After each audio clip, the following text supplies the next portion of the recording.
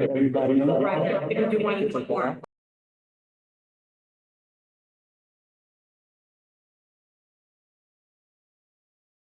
We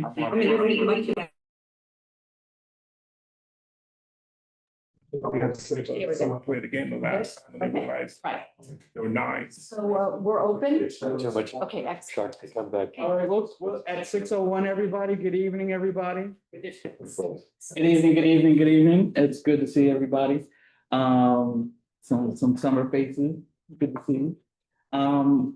We are going to start the meeting at 6:01 and call into order the Northwest Central Coastal Joint Planning Land Use Meeting.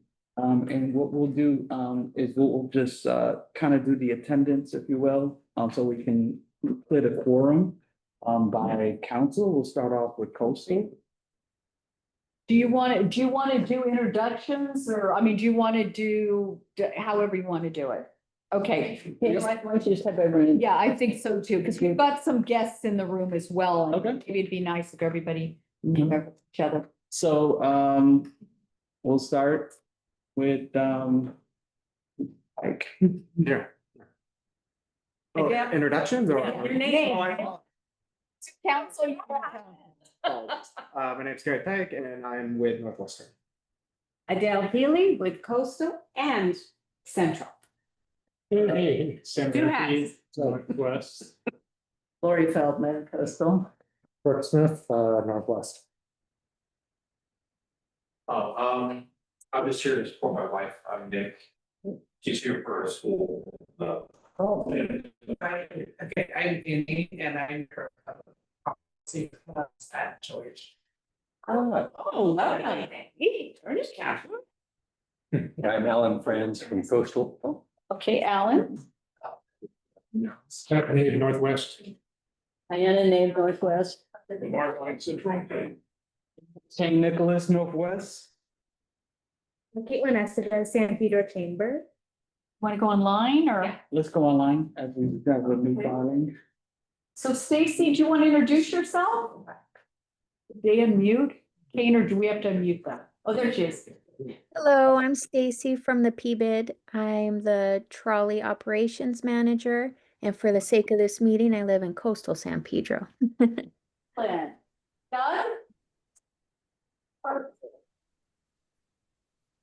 Did I hear my name? Yes, can you introduce Okay, yourself? Doug Efferhart, Coastal San Pedro. Axel? Axel Palacios, Office of Councilmember McCoskey. And Creighton. I can. Ken? And honorary mayor. Yes, we'll bounce to Lori Jacobs while we're waiting for Ken. Hi, everybody. Stakeholder representing or in Coastal and Northwest. Excellent. Steve?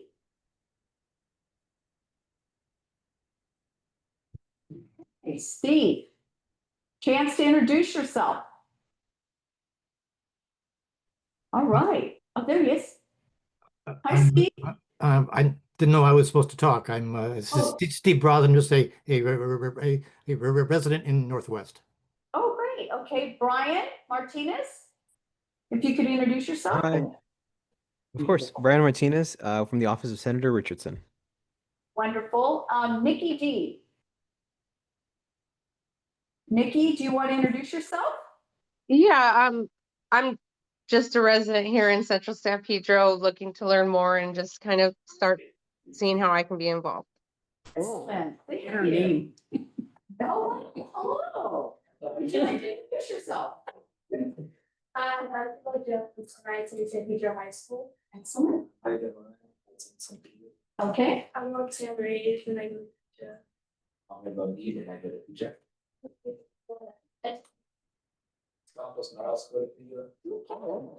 Yes. Okay, quick introductions. Oh, I'm so. And you're all here from San Pedro High School? Okay. Have a seat. Have a seat. Have a seat, yes. All right. Thank you for joining it. We've got some agendas if you need agendas. Right. Okay. Oh, and everybody online. Oh, we have Christina and that'll Once your grants. Christina, do you want to introduce yourself? Go right across town. Yeah. Georgetown. Cool.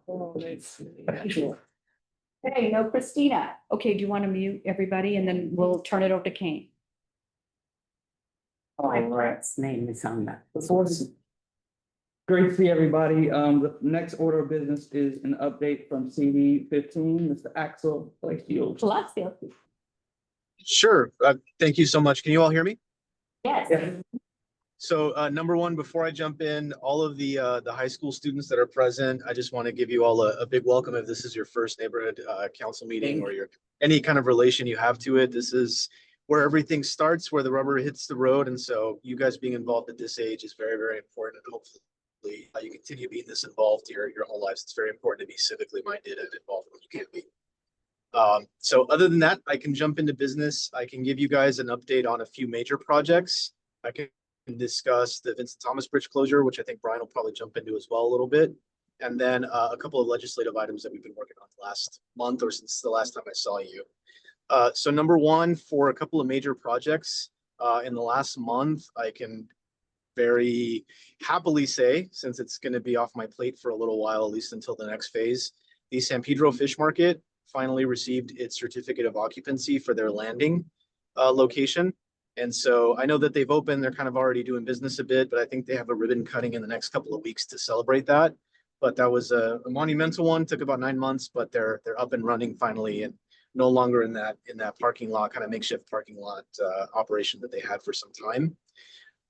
Two major, more public works projects. So the Piazza Miramare, which is right there on 6th and Harbor and has been under construction since the last council administration that I was also a part of, at least 5 years at this point, is set to. And so that's an announcement that we talked a little bit with the Little Italy of Los Angeles Association folks. So they're aware of it as well.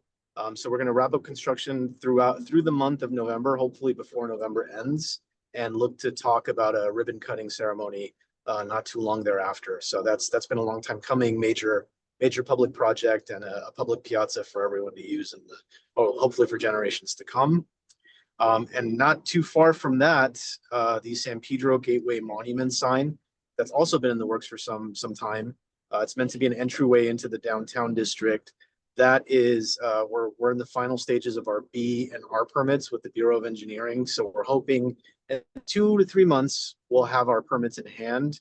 And our hope is to be in the ground, not built, completely built, but in the ground, starting construction before the end of this year. So those are two major ones that we've got moving forward recently. And, they've been long-time projects that are finally coming to fruition. Any questions on those before I move on to the bridge? No questions. All right. So Vincent Thomas Bridge, Brian's part of these meetings as well. And we're on several of them, including one that I think we're going to be double timing today since it's the Community Advisory Committee meeting as well at this time. But the latest on the bridge closure is we're set for November of 2026 to begin the full closure. That means next year we're looking at passing the peak season for the shipping industry. We're trying to miss that and start in November. So that's the date is still pretty set on that end. The TMP route is still closer to finalization. And so we're still looking at utilizing primarily Harry Bridges and using the 47 onto the 710 as the primary detour route, keep traffic off of Wilmington and San Pedro as much as possible. You can expect that to take on, the full closure in November. Leading up to it, there's going to be coal construction on Alameda Street. That southern section that has like the consistency of the surface of the moon is going to be under coal plant construction to make it usable during the detour route phase. And that'll be done by CANS in the next 4 to 5 months. And then an issue that's come up a couple of times, which has been brought up by the Port of Los Angeles, is the potential raising of the bridge a couple of degrees to allow for larger cargo ships to fit underneath. I'm not port staff, but the latest update we have is that they were presenting kind of a final presentation, the Port of LA, to Caltrans leadership, I believe this week or early next week.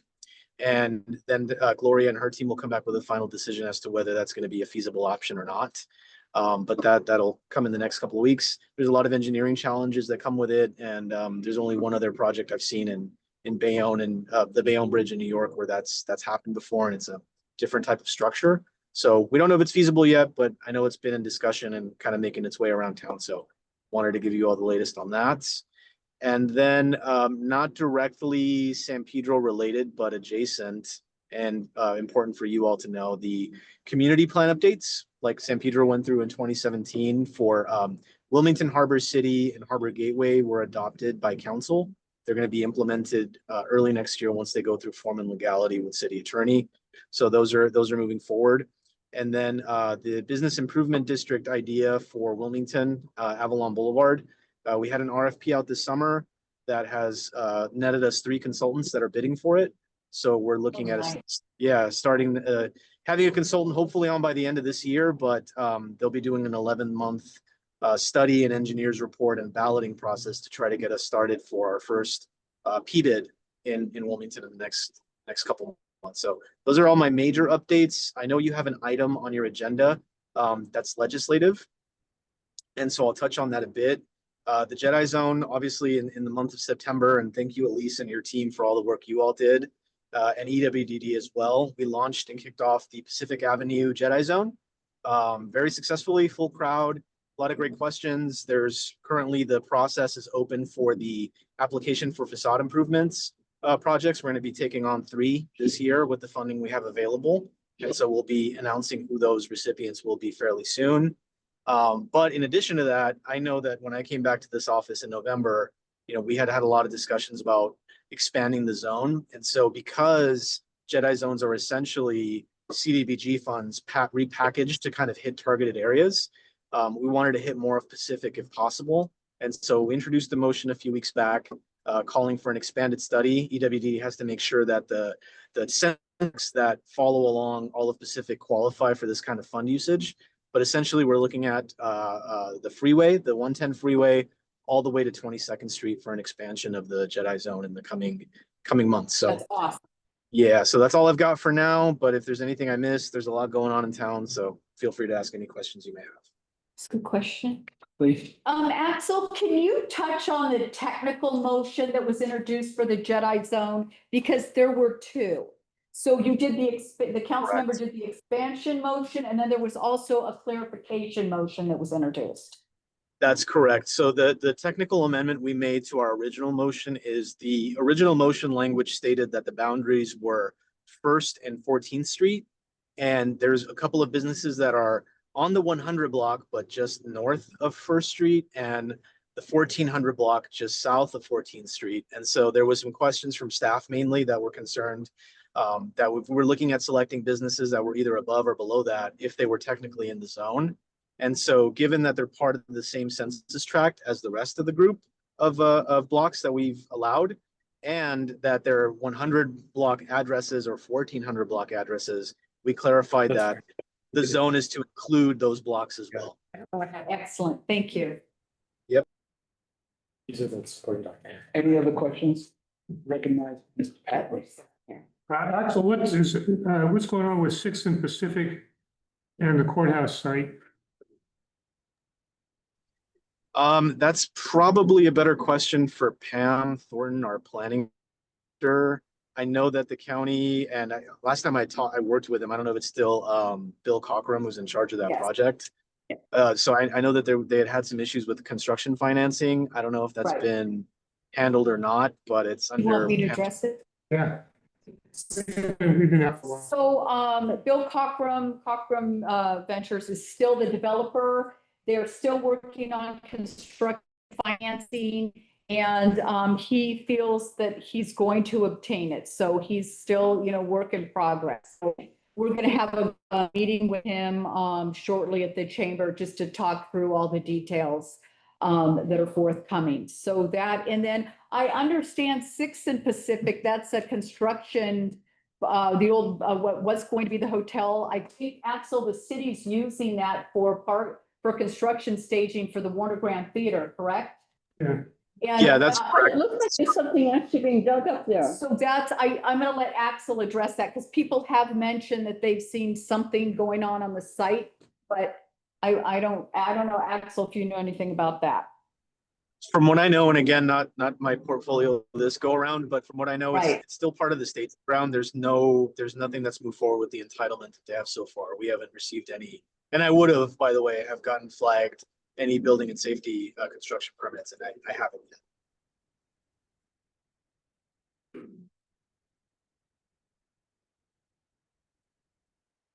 Is there any other questions for Axel? Okay. All right. All right. Thank you all. you, Sorry. Axel. No worries. Before I go, I'm gonna jump onto the, so don't think I'm not listening in, but I'm gonna have to jump over to the Caltrans meeting for a little bit. If you need me, Elise has my number and will rapidly text me back on. Okay, thank you. All right, next item is item 5, Clearwater Tunnel update. Did you want Brian Martinez, number 3 from the Senate office? Oh, He's still with us, yes. Hello. Hi, Hi, everybody. Brian. Hi, once again, Brian, Senator Richardson's office. Thank you, Axel, for covering the Vincent Thomas Bridge updates. As he said, there's a meeting going on right now that I'll hop on later, but just want to give an update. But before I do that, to the students here, this is the meeting to be. A lot of the projects that shape the identity of the city, of the neighborhood, has to come through here first. So you're in the know ahead of time. And just a brief background, I'm a field rep. So what that means is I support the senator with communicating her projects, her updates to her constituents, her neighbors, her residents, and I also do casework. So if you know anybody that has issues with unemployment, disability, the DMV, Caltrans, any state agency, have them reach out to me. Always happy to facilitate that. Going back into the update, though, the senator had a very successful end to the legislative session. By the October 13th bill signing deadline, she tied for the most bills signed into law by a legislator this year, and she's a freshman, meaning this is her first year as a senator, which massive achievement. The success was focused on the district. It also included statewide policy. Her priority was primarily tackling local issues and concerns. I did share a list of the bills that passed. Thank you so much for sharing it around. But if you have any more questions about those specific bills, reach out to me. I'm not much of a policy guy just yet, but I'll do my best, or at least connect you to one of our staffers in the Capitol who can. Last thing, the San Pedro DMV office on North Gaffey will be closing temporarily for termite fumigation. Closure begins 5 p.m. this Tuesday, the 28th, so next week, and it's scheduled to be reopened on Monday morning, the 3rd. The DMV at Torrance, Long Beach, Compton, and Bellflower are still open, but just wanted to make sure I give you a heads up on that. But that concludes my report. Thank you. Any questions? Comments? So Brian, I do have one question, and since you and Axel are jumping over to the Caltrans Bridge meeting, I'm just concerned that it's just a comment, that we're on a short timeline before the Olympics. And I hope that if bridge construction does start in November of 2026, the bridge will be fully open for the Olympics. That's our concern, or that's my personal concern and our chamber's concern. Heard. So, Thank you. Diana? Hi, Brian. I just want to thank you. We're going to deal with this later in terms of a letter to the senator, but I want to thank you for the role that you played in helping us communicate our concerns about SB 79 to the senator. So thank you for that. It is a pleasure to serve, truly. Y'all make it worth it. Thank you. is there a phone or something on? Is there another? Who's on? Lamar's on the phone. Yes. Lamar's on the phone. I can go outside. The door, thank you, sorry. All right. Thank you, Adrian. All right, with that being said, thank you, Brian. We are going to move to the Clearwater Tunnel. I wanted to keep this on the agenda as it's an important issue. Has anybody heard any updates on the Clearwater Tunnel? Any restart? No, I know, Drew gave us an update at Coastal, Doug, on the Clearwater Tunnel project. I think they're just still exploring and trying to determine where the issue is. And they've discovered a lot of groundwater in the tunnel. Doug, anything else that I missed on Drew's report on the tunnel? Yeah, very briefly, apparently the first camera look found 11 feet of groundwater in the Mhm. tunnel. So there's a lot of water down there. The second thing is they will be drilling a second hole to go down and take another look. So that's pretty much it. You said, wait, I'm sorry. A second hole? Yeah, yeah, they did say in the same area. Western. I'm not that she wasn't precisely sure, but apparently they are going somewhere right around there in that same area. And they I don't know if they're drilling a larger hole or whatever. I suspect they're trying to figure out how far the collapse goes and how, but basically the first look told them that there's approximately 11 feet of water in the tunnel. Okay, a hole to scout. Yeah, yeah. Yeah, So I'm not, yeah, she wasn't specific, but she said they will be drilling another hole. Okay, you cost a lot of money. Nobody's going down. What? There was also, I think what's important to mention is there's gonna be some road closures or lane closures on Western, on weekdays. I can't remember exactly what the schedule was, but I think it was something like 9 to 4. Do you remember, Duncan, did you, You know, well, they did mention one Saturday. I think what's happened here is, they put out potential lane closures, but I think when they drilled the first borehole, they discovered that it moved a lot faster than they thought it would. Because I drive up and down Western all the time and I see the signs and I have not seen much activity. So I think what happens is when they get to the point of drilling a hole, it's probably 2 or 3 days, and then they're done kind of thing. So, I think they're just covering the possibilities at this point. It's just shale. Yeah, it's the geology. What can I say? Excellent. We just wanted to keep that on the agenda. It's important. The next item will be Philip 66/5 points discussion where everybody can chime in. So Caitlin's pulling up a document that Kane wanted her to share. Is this the one, Kane? Yeah, I could start, but this conversation's obviously been led already. Where Northwest has approved some language in addressing the NOP. And so it is obviously approved and we're looking to be a united front as a San Pedro community. And so there's obviously drafts and Doug can speak to it. And then obviously coming from another council. And so just the goal is to stay united. That way we have a unified voice. We will also, be looking to say, well, as I'm kind of new to the seat, staying a little bit more closer in communication with Harbor and Wilmington. And so if anybody has any, communique or relationship, we can kind of. I have it with both of them. Okay, perfect. And I would suggest that you put this in the agenda packet for tonight's meeting. Yes. You send it and ask to have it added to the agenda packet for tonight's meeting. Okay, yes. Excellent. So. It's the easiest way to have everyone. You scroll down, King. So William has his hand up, Kane?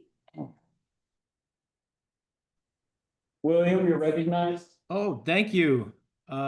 Kane, I'll let you continue but I just wanted to let the group here know that Central also has a letter with some important language that we would like echoed or we believe would be effective for the community and other neighborhood councils to echo. So if we could get that included with the packet, we'd appreciate it so much. Or if there's a better way to distribute, let us know. Yes, from what I'm seeing in communication, everyone's gonna write their own letter. And again, there's obviously gonna be echoing, overlapping, areas, but ultimately we're all gonna send a letter. We're gonna definitely cover all the areas But even in there, when they respond or how we respond, we're all on the same page. But you're right, Will, if you just send it to Kane, and then he can have it put in the agenda packet, and then it'll be available to everyone. Thank you. Doug, did you want to mention that postal, we passed our comments last night? Yeah, I can do that. Yeah, Coastal adopted its NOP comments on Monday. And everybody, Monday. yeah, I think everybody'd seen the draft that had been prepared by Dean Pinchot. He did actually add in a couple of things taken off of the Northwest comments. So we have adopted ours, and I actually need to get those out to folks. But it, you know, it looks very different than this, but it essentially says a lot of the same stuff. I will point out there's some things in Northwest that we did not adopt and are very likely not to adopt, but the nice part about having the extension is that we can also, we have another month if we want to add some additional comments. So The actual due date? The 19th. The 19th, I believe, of November. the 14th. November? What's the actual due date? December the 12th, I believe. The 12th, or 12th. That was a December 12th. 90-day extension. September 12th. So we'll stay in communication, you know, and they'll go from there. Central is still working on their position, so the augmentation to the one that's generated by Coastal and Northwest will happen next week. Yeah, we might want to consider another format that aligns and you know, just parallels and echoes some of what you're saying. We'd also like you know, our letter is actually open for signatures from all neighborhood councils. We were hoping to kind of do a single ask, and that is for a performance based rating system called LEAD. And ours is really centered around a request for them to commit not only to studying and pursuing all these great long-term community and environmental enhancements, but to be held to a standard that is verified and validated by third parties that the United States Green Building Council has organized. So I just wanted to put that out there and let you know we've got just kind of a different tone with ours and a very specific ask. And I'll leave that with you all. That is for the project to be LEED Platinum. Thank you. Thank you. Okay. And just for Sam? Yeah, I just have a question. For the language that we worked on for Northwest, when does that go to the board, or has it already gone? It's already been to the board in the. Oh, yeah. So we're going to compose a letter, but you know, just again, being in lockstep with the other adjacent communities. So for the young people I'm sorry, Pat. Go ahead. I'm gonna take a couple of minutes. You wanna? I was just going to give some context for the new people in the room. You know, we're talking about the Phillips 66, the refinery is closing. And so this is going to be a very large project that's going to affect the community. It's going to be 444 football fields, you know, in this particular area. And what we're talking about is we're in a process of what's the process? How many on their plans? We're on the process where the developer is presenting plans or looking to present plans, and the community is responding to that. And so this is where you have a voice to participate in the process versus just buildings and things just going up. And so we are spending a lot of time on this because it's really important. Because this is really not for us at the table. but ultimately for you that are outside. And so thank you for being here, but I just wanted to, again, we're not talking over you. We On the want to, streets, I'm- the streets. if you wanted to, you can. No, go ahead. You're doing a fine job. Just, I don't know that everybody knows where the Phillips 66 is. Oh, yeah, well, please, this is, this is not Kane State. Okay, well, another name that we've been using is 5 Points. So it's basically what is from Gaffey and Anaheim, on both sides of Anaheim. So it's a huge, huge area. And some of which the soil has been contaminated by all the years of the refinery and the oils and this and that. So it's a big project to just fix the soil so that they can have businesses. But no residences are planned because of the contamination level, correct? Is that correct? Well, That's not correct. That's not necessarily true. Now we're There's- getting to the controversial. Yeah, this is the part where as stakeholders, what you all are, is there's a give and a take, right? Everything has a cost. And so we as a community, we have a voice to say, well, to strongly enforce, I wouldn't say not enforce, but to strongly recommend that the developers, make certain changes to make it agreeable for us as a community to live, work, and play. And so, that's a super high level, but ultimately this fight is for you guys. So thank you for being here, and hopefully you all will be at the table one day. Yeah. It would be really interesting if you're all from the same class to have someone come into your class and talk about the project. I would recommend that to your teacher. Because getting your input would be really good. Yeah. And if you didn't know, you could join the Youth and Outreach Committee on each of these areas. Adrian? Another question about housing. So from my understanding, from what I've heard is that we were not able to house them because the soil is too contaminated. Is that not true? So the front part of the land is probably not too contaminated. Going farther away from the plaza though. Maybe. Build a playground on it for children to play on it and sit on the dirt and dig in the dirt in the playground. I don't understand why you can't build housing on it. That's just my personal opinion. So I know that the developers have stated they are not interested in housing. They're not housing developers. They are industrial warehouse commercial developers. It's just what they do.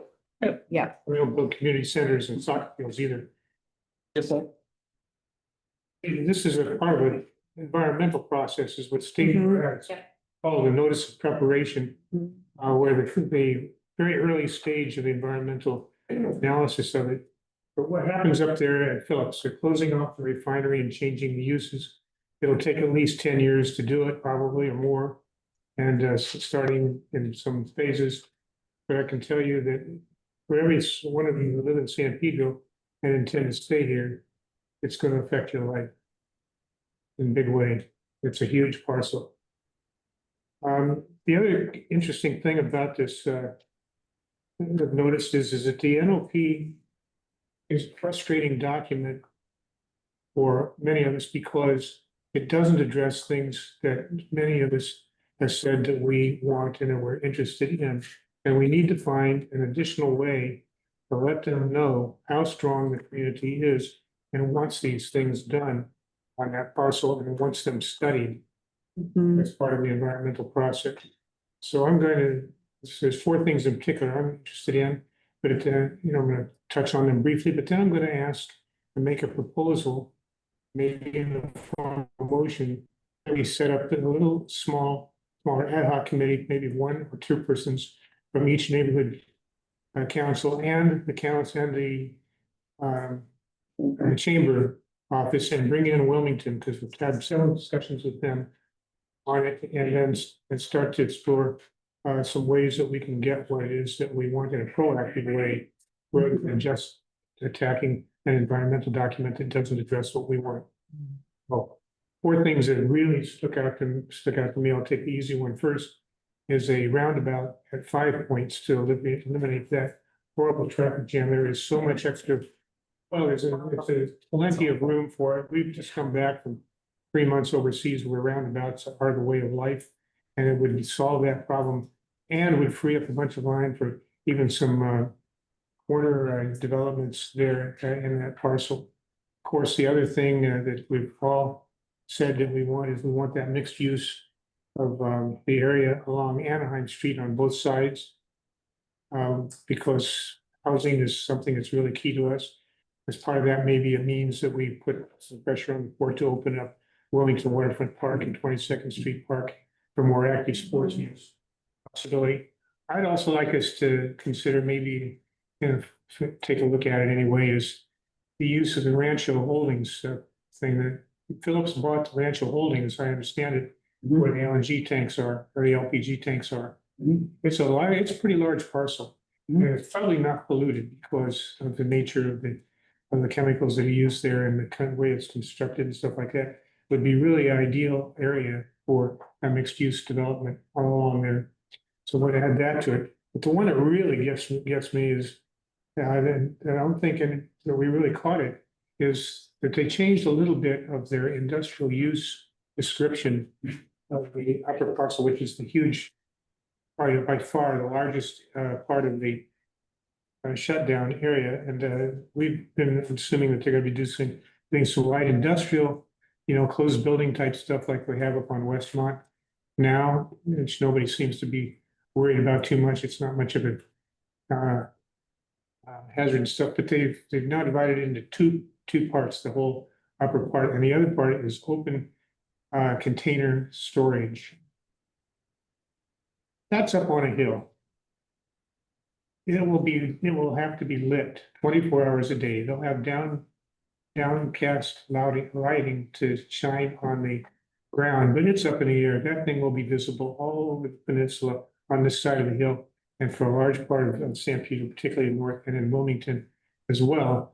Not to mention the number of trucks that they're going to be coming in and out of there 24 hours a day up and down that hill and so forth. So I really, I think the Northwest mentioned it as a bright spot, but we're going to have to really bring their attention to it, I think, if we want them to address that. It runs counter to everything that the council office has done in recent times, traffic-wise, to try to keep the truck generating traffic, on that side of Gibson Boulevard, there on this side of Gibson Boulevard, and out of our neighborhoods and surrounding areas. So those are the four things I had in mind. Is in terms of a motion, I want to make a motion that we set up a little ad hoc committee. It doesn't have to be Brown Act or anything. It's something that, consider some of these things and maybe come back with some additional recommendations between now and December 14th. Or December 12th. Yes, I'll second that. But if I could have an addition, where the ad hoc committee that we have some specialists, or we look to find some specialists, in our communities. That way we can address these different issues with some more teeth. So that's where, in looking at it, because it's about 8 different areas that we're all passionate about. And we have, so if there's people in the community that like the way that Dean was able to step in, like we need those types of people to support that ad hoc. I agree. They're there. We know a lot of them. I got about 19 people like that. They're experts in their field, and so does Wilmington. I have a bunch of them too. And that's not going to be a big problem. Yeah, but definitely as a real tangible response. I mean, as we go out of the into the proper EIR, space. Yeah, not part of the motion, but Diana and I are going to call Elise and try to have lunch with her. I've already talked to her. You already talked to her? Yeah. She say yes? We're working on that. So, I seconded. So there's just to restate, there's a motion on the floor to create a formal ad hoc committee under the joint. Informal? Informal. And that doesn't need an informal doesn't need a vote. Well, we need some people to buy in. Yeah. I don't, and I'm with you. but we can sidebar that if it's gonna be informal. And I see you, Lori. Lori's got her hand up. I don't know if she has comment on our conversation or. Well, before, may I finish up the book? Yeah. Before. She's had it up for a long time. I just want to point Oh, that out. yeah, but yeah, just 1 second, there's a discussion. So do you want to make it formal?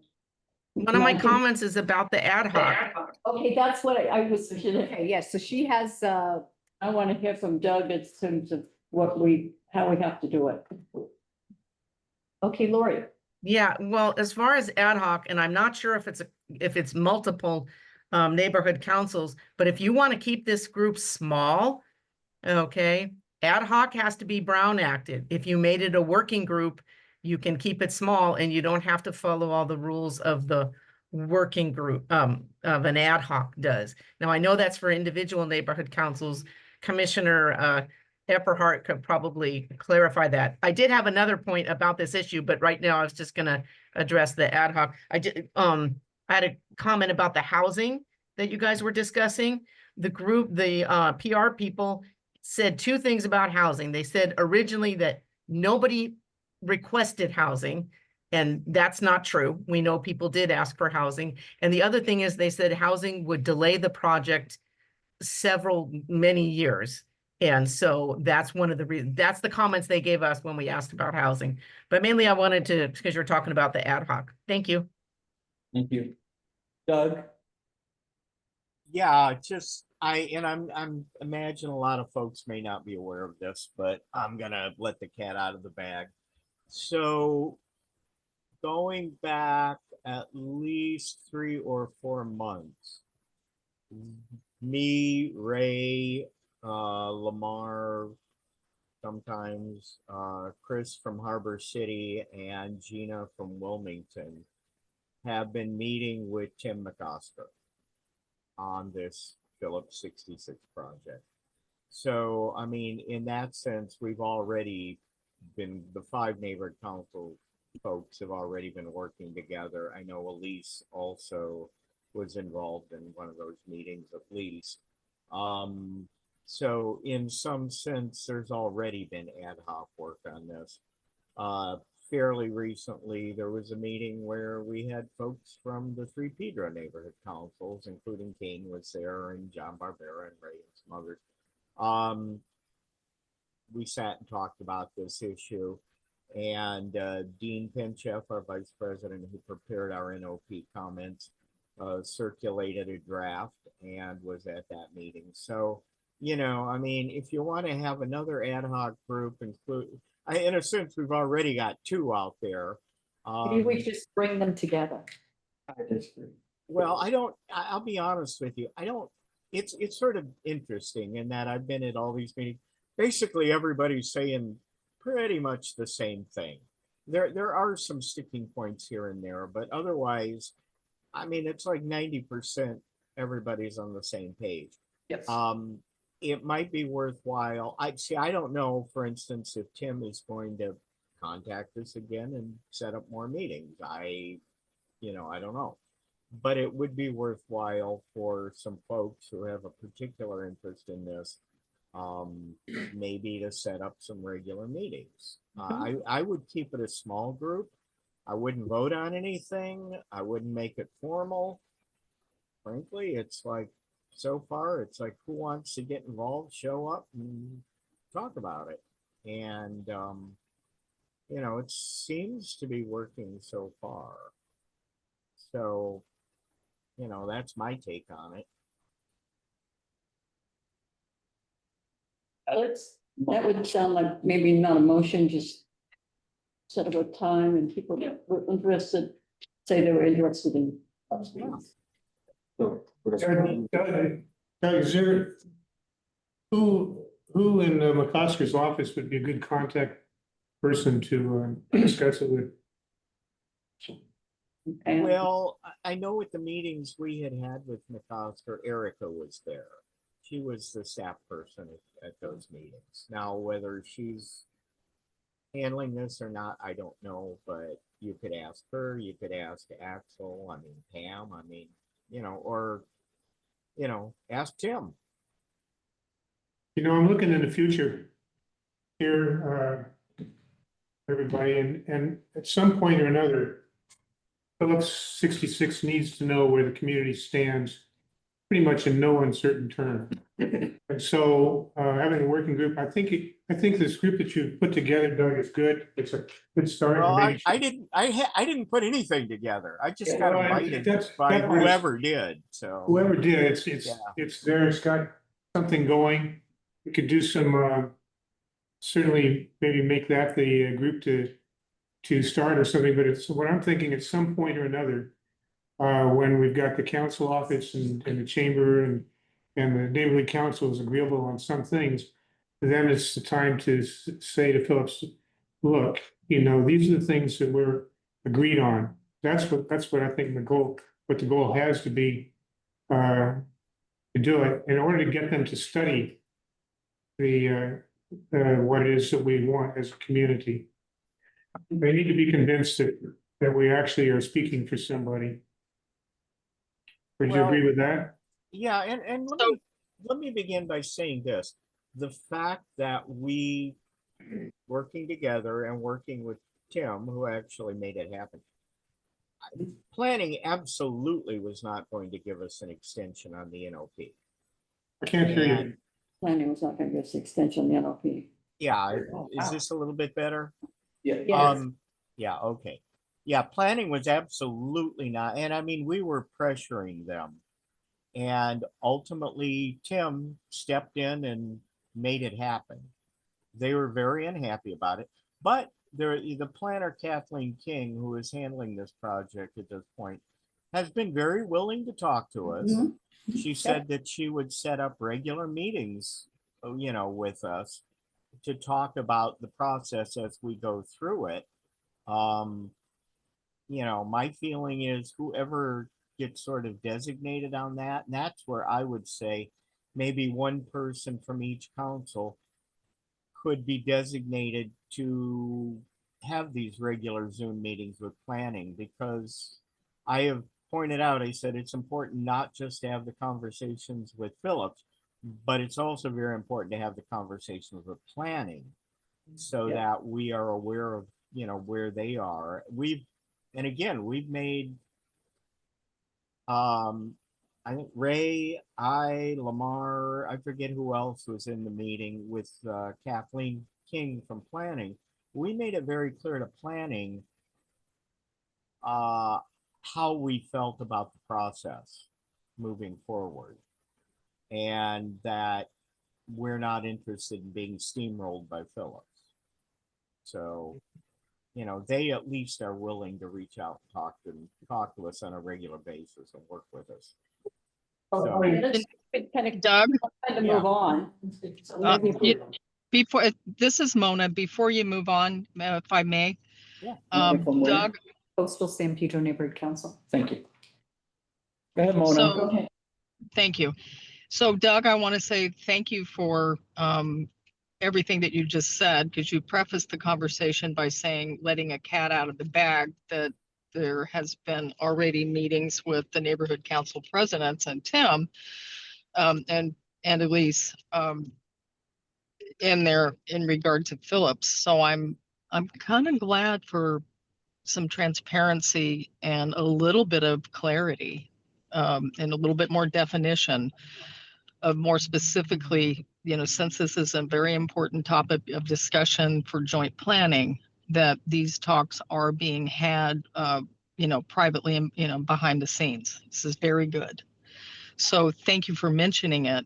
And then moving forward, I'm in hopes that, we are afforded, a report. It's important that is outed as much information as possible and as much clarity moving forward as there already is, with planning and where this really is. I jumped in a little bit late. I heard the topic of this whole conversation, but I was a little perplexed because I've seen the presentation and we've seen the presentation a number of times. Early on, I didn't hear anything about housing at all because of the levels of contamination where the tanks are. versus where all the actual buildings, the administrative type buildings, are on the majority of the other parcel of, the other parcel of the land. And that it was, look, they were really looking at commercial. So I'm a little, we can talk about that later. But I was really surprised at any talk about residential in any part of the Phillips property. So, but again, Doug, I'll reiterate, thank you for the clarity. It's super important. So thanks again. Yeah, no, and I just want everybody to understand, the NOP comments that Northwest adopted, that Coastal has now adopted, these didn't come out of nowhere. These are things that have been in the works for a while. It's a huge project. We're all volunteers. I can't tell you how much time a lot of us have put into this already. But I also want to give a little shout out to Elise in the chamber, whom we've also been working with, and a lot of what has driven an ask for housing to be studied in the EIR is the chamber's position. So, we've taken that into account to a good extent. So, and to just clarify, the chamber did not get an extension. The neighborhood councils got an extension, but planning department said we could not have one. So we went ahead and submitted a letter and asked that housing be studied on the site through the process. Can I make one last comment, mainly for the students that are here? Sure. This environmental process is leading to something that's called the objectives of the project. That's what will be studied. So what we're doing at this point is trying to frame that so that these things actually get studied, because if they're not included in the project description in the draft EIR, they're not gonna happen, basically. So it's really a critical time before the thing goes out to consultants for a couple of years to get a project described that we can live with and that we want here in our community. Just to clarify, are you removing the motion that you pushed earlier? I'm certainly open to having it amended quite crazy. I think what we should do, actually, I will withdraw it, make a different kind of statement, and that is that we follow through and it's nice to have the three presidents of the neighborhood councils going. Gina Martinez is great, Doug is great, Lamar is great, Ray's great and everything. But the folks that are concerned with planning and stuff, and the environmental, the Dean Penchest of the world and so forth are the ones that need to be contributing and helping to frame this and to be sitting with the council office and framing something. So I think that, Doug, if you're open to it, I really would think that they should either expand with the group that you're looking for, make it a little bit more I don't know, open or organized or something would be a good idea. Yeah, no, I mean, honestly, I've put about as much into this as I want to put into it. And I mean, Dean has really been the point person for Coastal. And of course, we always include Robin and, everybody and, Would be the person to talk to him. Yeah. Dean is actually, I don't know if he's back yet, but he missed our meeting because he's in Colombia talking about invertebrate creatures. I don't know. So I don't know if he's back yet or not, but when he does, I'm happy to talk to him and, Is there a meeting scheduled? Is there a meeting scheduled with your group, with the council? No, I mean, in terms of the presidents of the 5 neighborhood councils, and Chris Wilson from Harbor City is very much part of this. It's all right in time. Yeah. Thank you, Doug. It's up to Tim. I'd just like to make a comment. There was a statement that I made in Brandon Links, and the developer called me and asked me what was my concern in terms of community. If you look at this project, community, according to the developers, Wilmington, impact the whole San Pedro community. I just want to share that with you. It's in the Wilmington Community Plan area, but nobody thinks of the refinery as being in Wilmington. Except people in Wilmington. It's so So we're gonna. It is 5 points. I mean. 5 points, and there's a lot of conversation about this. Let's move forward. I definitely Yep. follow up, and fill in some spaces. But first, we got the extension, right? That was a lot of pressure. Yep. In that timeline to get 4 out of 5 areas to sign a unified letter. And we, at this particular point, we have 2 out of the 3 San Pedro communities with approved language. And so Yeah. this is the biggest project and we're moving as fast as we can. The next step obviously is to get to the EIR and then again, most likely apply for an extension because.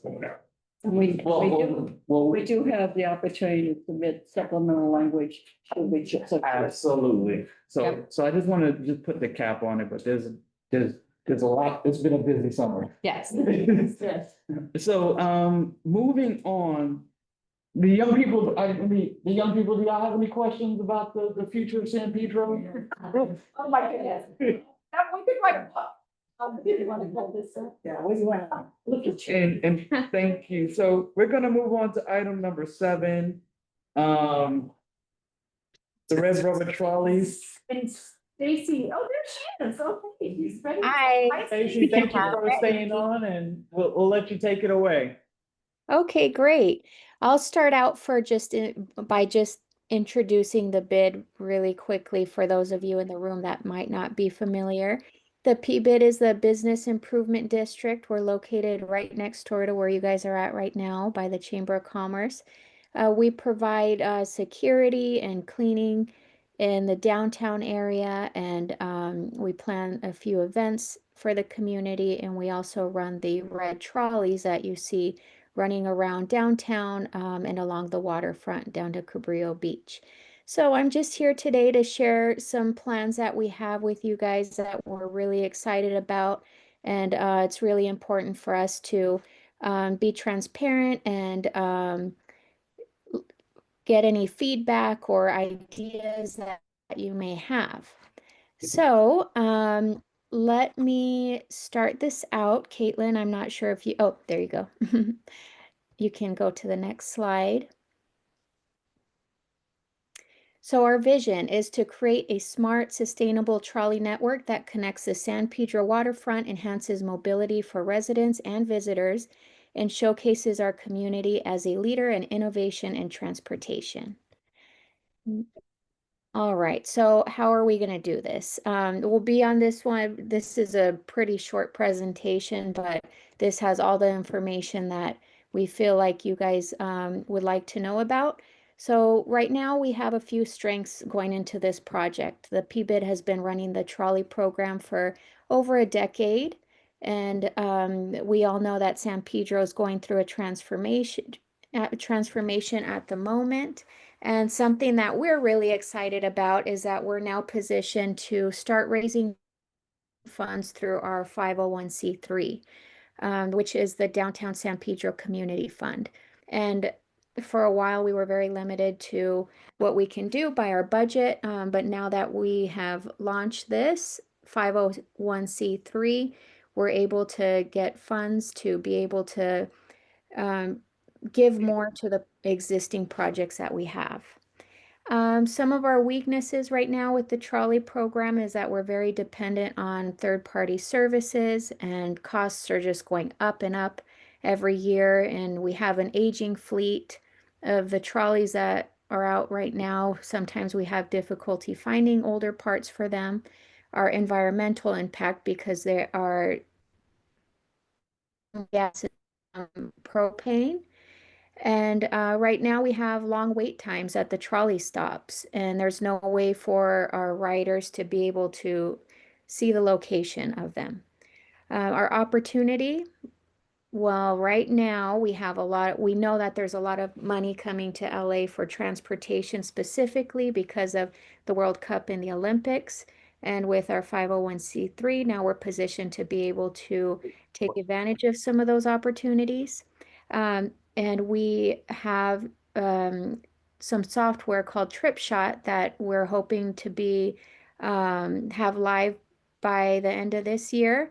And that's going to make us an actual last mile transportation organization rather than just a cool way to get around San Pedro.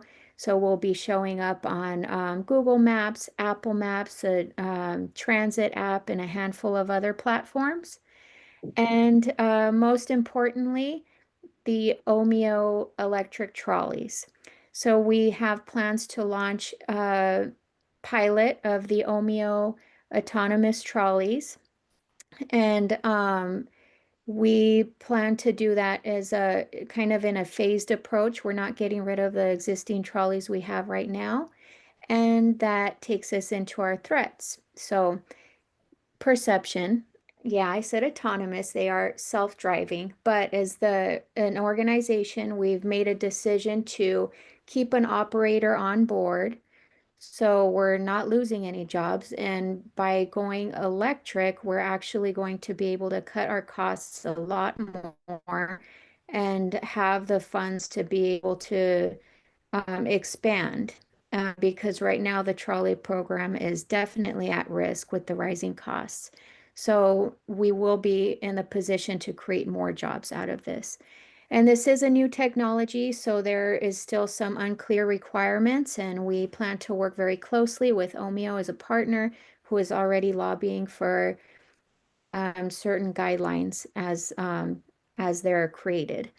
And the other one is, are we all ready? We have a lot of changes coming. We want to make sure we run this by all the stakeholders in the community and get feedback because although the Olympics seems like it's far away, we're kind of, in a crunch for time here. It'll be here before we know it. So we really want to share everything that we're doing, be very transparent so that we can all be ready when these events come.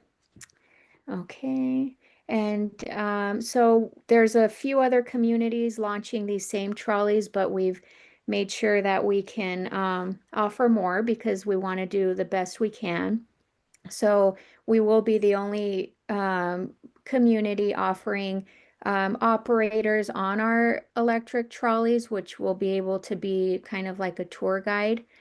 So we're really excited about that, and we want to make sure we keep seating at our stops and have an easy way for people to track the location. Okay, you can go to the next one, Caitlin. And this, there's a lot of information here, but most importantly, it's a business objectives. We plan to secure about 2 million for the first phase of this project by 2027. And we're at about 600,000, so that will get us 2 of the trolleys to be able to launch our pilot. And we have a lot of opportunities in the works right now, and I think we'll be able to go past that because there's just so much we can do with these, thinking about the cruise terminals that will be coming in and everything. The next one is reduce our operational costs. I put here about 50% by 2027, but I'm really confident by bringing this in-house, we'll be able to do even better than that. And that's by paying our drivers or operators the same or even more than they're making now, and expanding the team. And our plan is to be able to achieve full transition to zero emission trolleys by 2028, which will be right on time for the World Cup. So you can go to the next one, Caitlin. That's so cute. Our timeline.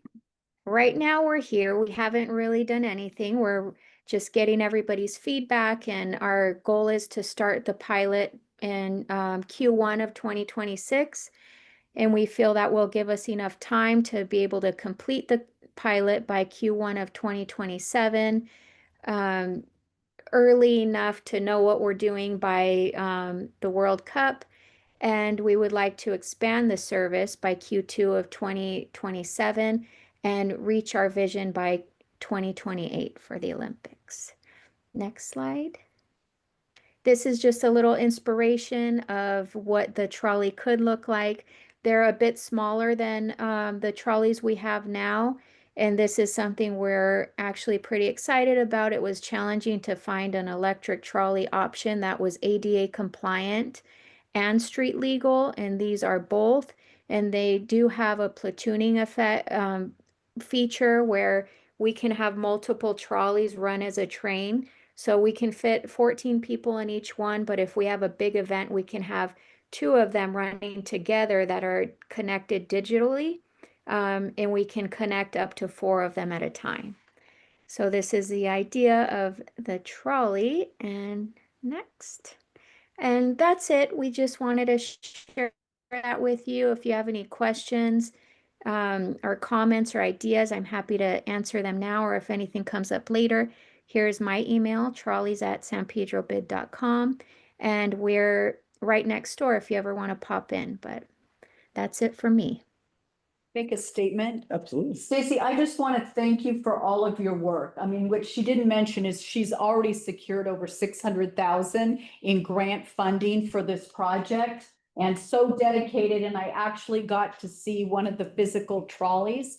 I think, Stacy, they're being manufactured in Riverside. Is that correct? Yes, Or- and that's something that is really important for us as well. It's an Australian company, but they moved their manufacturing facility to Riverside, so they're made in the US. Wow. And I also just want to compliment you on the flexibility of the trolleys. And when we heard the presentation, when the federal government approves the routes for us, they're just very flexible, that they can move around the community much easier than our current fleet. So Stacy, thank you for all your work, bringing this forward. Thank you. Any other questions? All right, we're gonna move on. Thank you very much. Thank you, Thank Stacy. you, guys. We're gonna move on to item number 8. Diana, go for it. Welcome. I'm gonna turn it over to Liz. I put it on the agenda, but I put it on the agenda. Fine, no, I all day, but Caitlin, you're gonna pop up our draft motion to support the Jedi Zone expansion. So as Axel mentioned, and we're very excited that the council member has introduced a motion to expand the Jedi Zone. So I passed out, and I don't know if we have more copies, but I passed out everybody a copy of the draft motion that we would love to have support for to send in for the council file system. I think there's so much enthusiasm. Caitlin and I have been doing a lot of outreach with Myra and Business Source teams on Pacific Avenue, and there's so much enthusiasm that is just very exciting now that we can potentially take this from the freeway all the way to 22nd. So I think we have about 14 businesses going through the application process now. There's more coming in every day. And as Axel mentioned, 3 to launch on the facade program. So super exciting. Do you want me to read this, or we all have it in front of you? And any questions before we, yes, Diana, go ahead. Questions? Any thoughts before we launch it? And I asked for a motion to support Jedi Zone. Diana. I want to move on for Northwest. Okay. That we, the Northwest support this motion. Second. 1, 2, 3. The 5 of us here. 1, 2, 3, 4, 5. Yeah. So Northwest doesn't. 6, I'm sorry. Thank you. Oh, including myself. Yeah. Good, so we have if we want to make, so yeah, so I'll just go right Okay, into it. so you're gonna go right into Northwest, right? Because we have to do this individually. Yeah. Yes, because we're, okay, go for it, Kane. It's a live session, so, Okay. there's a motion on the floor to approve, support, for Council File 23-0957-S1 in support of a motion to evaluate the expansion of the Pacific Avenue jobs as presented. All those in favor in Northwest that, all those in favor? Aye. That would be that would be everybody from, and just for roll call, Kane, Garrett. Actually, you don't need to call roll because everyone voted, Danielle voted yes, so you can assume. I'm just going for the vote on the recording. So for the vote on the recording, everybody in Northwest, just say your name. Right, yes. And yes. Brooke, yes. Dave, yes. Diana, yes. Kane, yes. Thank you very much. That is unanimous. Motion carries for Northwest. Okay, Central? Do you have a? I believe we do. I so move, support the council action for the Jedi Zone. Second. The second, roll call, Lamar, yes. Adele, yes. Adrian, yes. So move. Okay, excellent. And then for Coastal, to continue on to support the motion in support of the Jedi Zone expansion, Adele Healy. Yes, you need a second. Oh, I'm sorry, second, I got so excited. Second, Helen Franz is my second, okay. Excellent, okay. All right, thank you, Diana, for that catch. Okay, to the vote, any further discussion? Adele Healy. Yes. Lori Feldman. Yeah. Alan Franz. So, That was a, yep. okay. Elise Swanson, yes, she scared me. And Mona Sutton. Yes. Excellent, Mona. Thank you. That unanimously passes. And very exciting. So now procedurally, next step, we'll send language that's actually in a file to all 3 neighborhood councils. Okay, Thank you. thank you. All right. If there's any other questions on the Jedi Zone, we could move on to item number 9. Which is the SB 79 appreciation document to Senator Laura Richardson. Yeah, I put this on the agenda, even though I wasn't here for the actual phone call, because I thought it was really important that, she'd really paid attention to us and made a point of calling and setting up a conference call. And so I wanted to send her a thank you letter. I began drafting it, but at least kind of finalized it. So we have before you is a letter that would be sent. I think each committee has to do their own. Okay. Or I didn't know if we would do joint, but each committee would do. Because it's just a thank you letter. All 3, it'd be nice. That'd be nice. Yeah. I don't know. Maybe all 3 logos and then the neighborhood council presidents could sign. Yeah, in that case, it goes to each board and we vote on it, but that's fine. Okay. Okay. So I would move adoption as a letter to Senator Richardson. Second. But I only got to do it.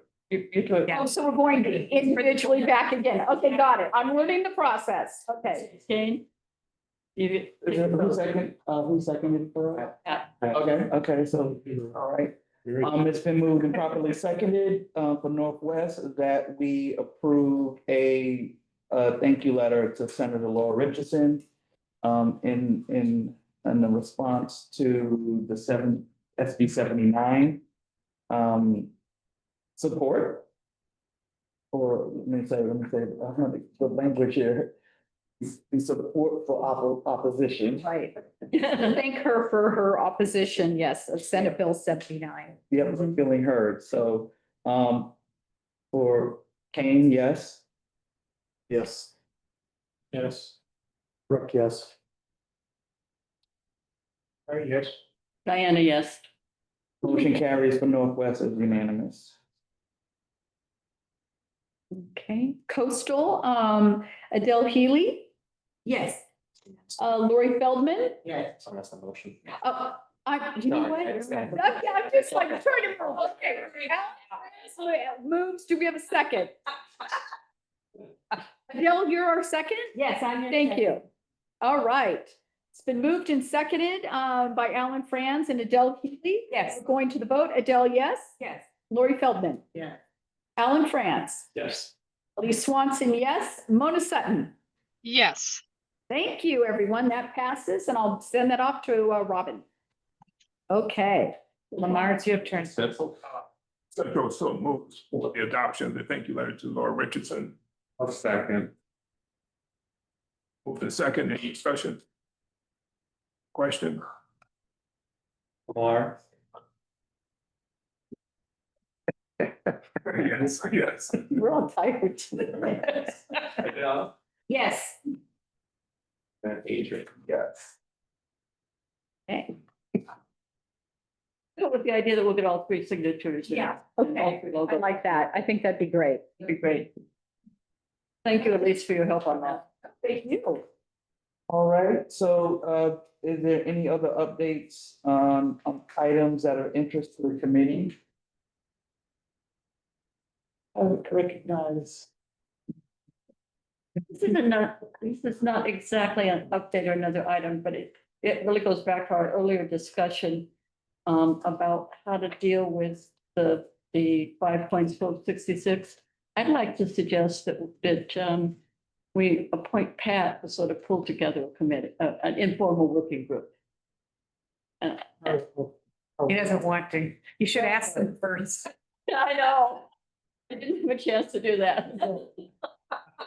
Yeah, I mean, I'm fine if Pat wants to take the lead on scheduling and pulling everybody together. Well, I want to follow Doug's lead and work with the folks that are there, but I do want the planning and environmental folks who are practiced in that area to participate and get more credibility to the group as a whole. Plus, we've got to improve our communication lines, I think, in back to planning, for this committee.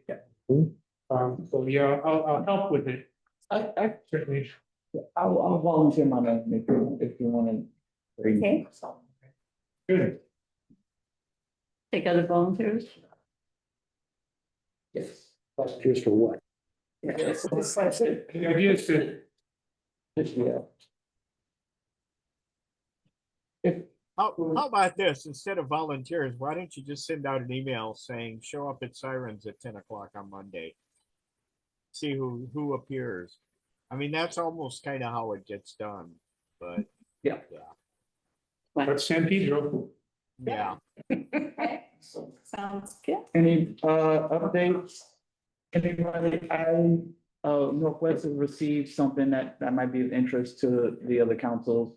Where the San Pedro Bay Port is seeking comments on technology study. And so if you're interested in that, I could forward that to you. It's forward to everyone.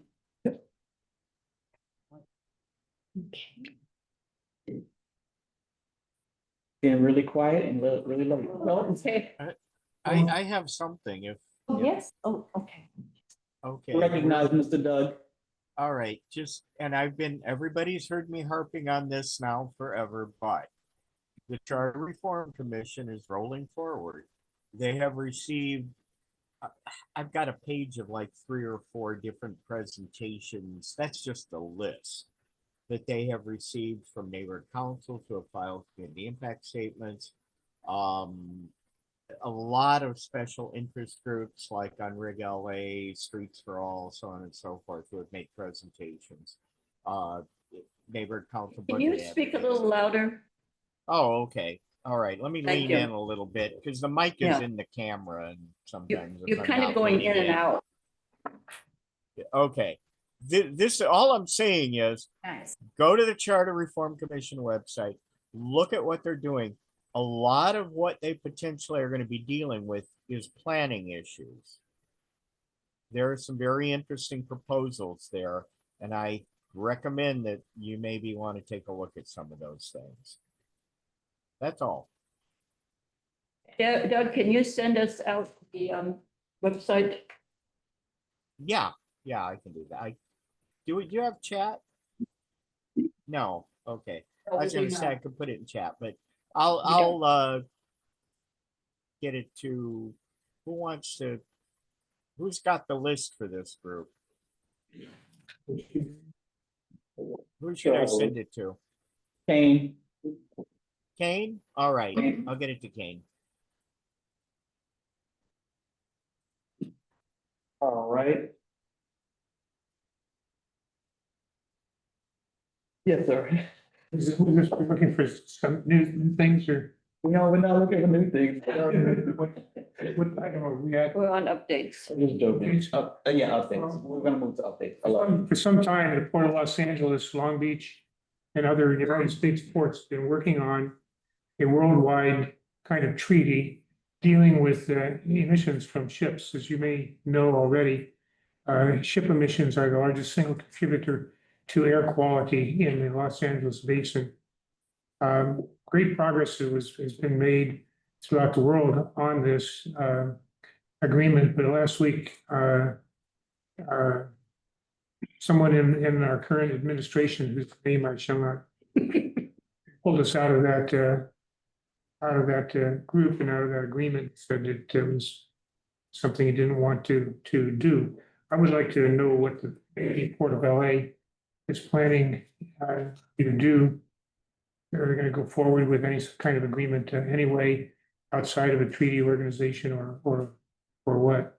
It's really kind of a important thing. The Port of Los Angeles over the years has been, believe it or not, a leader in worldwide pollution reduction on ships. And they did it by saying, look, you can't come into the Port of LA unless you reduce the sulfur in your fuel if you're within 25 miles of the coast, etc. Even knowing that they're only one port, but because the issue was so important and the ships that wanted to come here had to comply with it, it eventually spread around the world. Said to the betterment of people everywhere. So maybe if we could get a report on that scheduled at some point in the future. A future agenda item? Somebody from the courts should say, bring something to, the person that probably, Elise, who probably knows that backward and forward and is probably up to date on that, is Richard Havenick. Okay. In your coastal neighborhood council. All right. For the new guests, do you have any updates or anything that you'd like us to know? We got the public comment. Oh, I'm sorry. Yeah. Okay, that was I'm sorry. That was for public comment. Yeah, so Okay. any public comment on items not on the agenda? I guess this is fair to say that, while I was sitting here, actually, we got a request from the planner who has been working on our plan update, the old zoning to the new zoning, asking if she could come in November or December to give us an update. Oh, good.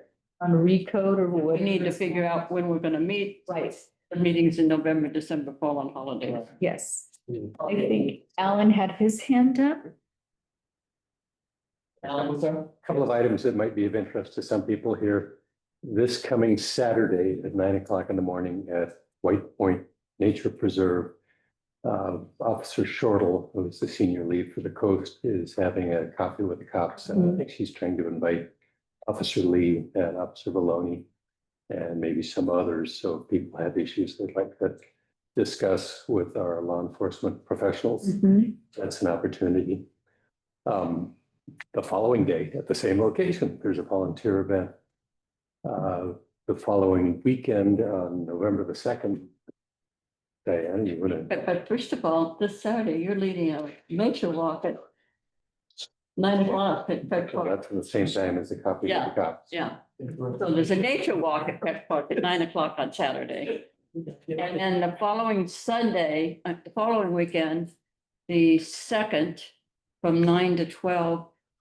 We've been really fortunate that the Aquarium of the Pacific has teamed up with the California Native Plant Society. California Native Plant Society, donating 70 plants for monarch butterflies. And so we're looking for people to come out and help plant them between 9 and 12. And if you are interested, let me know so I could tell you the spot that you have to go for that. I think Doug has his hand up. Doug, you're recognized. Yeah, I don't know how I forgot about this, but Monday evening, Coastal actually had a special meeting during its regular meeting where we took a position on a proposed smoke shop at 25th and Western. But last month we had adopted a motion in favor of Tim's interim control ordinance motion before city council. I don't know if Northwest or Central has taken that up. But I would recommend that if you have not, that you do so. What's the best way to plug into that, Doug? So I can send you the motion. Drew provided it, information to us and did a report. And I can send that out to you, Kane. Thank you. For distribution. Okay, thanks. Thank you, Doug. Thanks, Doug, for reminding us. I understand correctly, the students are here are all in the same class, the government and economics class. How about you guys come back next time, next meeting with a question you want us to address? Oh, that'd be great. That's like that, yes. One question. So. Online. Who's your picture? Where did he come up? It's We had a sign practice. So just. Where to post them. Or just like. What do you want them to be sent? Questions. Send them to you, Kane? Three of us. Who's chairing the next meeting? They should. Kane, then the. Okay. Good move, good move. What questions? Give them your email address. Yes, my email address is for public consumption in this capacity is kane.nicholas.nwspnc, and that's KAINE period NICHOLAS period NWSPNC@gmail.com.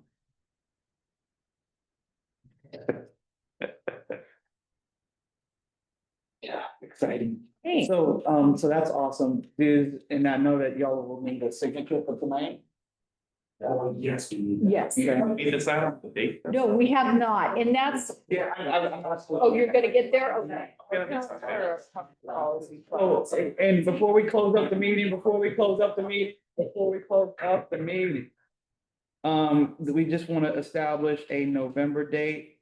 For November, we have for Wednesdays, there's the 5th, 12th, 19th, and the 26th, which is the day before the holiday. And so we had a conversation at Northwest over the summer, early summer, about maybe the week before, The 19th. the 19th. And the room, is the room fee free? Yes. Okay, it should be free. It's our board. It's our board meeting, so it should be fine, yeah. So we will adjust our monthly schedules. Okay, Um, to Wednesday, November 19th at 6 p.m. yeah, Okay. do we need to vote on that or? Hey, that's my calendar already shows that. Did already determine that. Hey, Fairly constant. I think you're right. Yep. Do we want to get ambitious and also look at December as well? Why not? Should we do the same thing for 17th? Yeah, the 17th, Just an online. we'll make the 17th. December 17th, does anybody have a workshop in you that night? Oh, okay. Yeah. Okay, cool. So that's Wednesday, December 17th at 6 p.m. Okay, the room is available and it is confirmed. We don't need to vote on it, do we? No. Okay. All right. Sure. With that being said, we've concluded the item for adjustment for the November the 19th and December, sorry, no, that was incorrect. November the 19th and December 17th. Correct. Right, and with that, if there's no other business, we can look to adjourn at 7:30. 7:30, wow. Wow.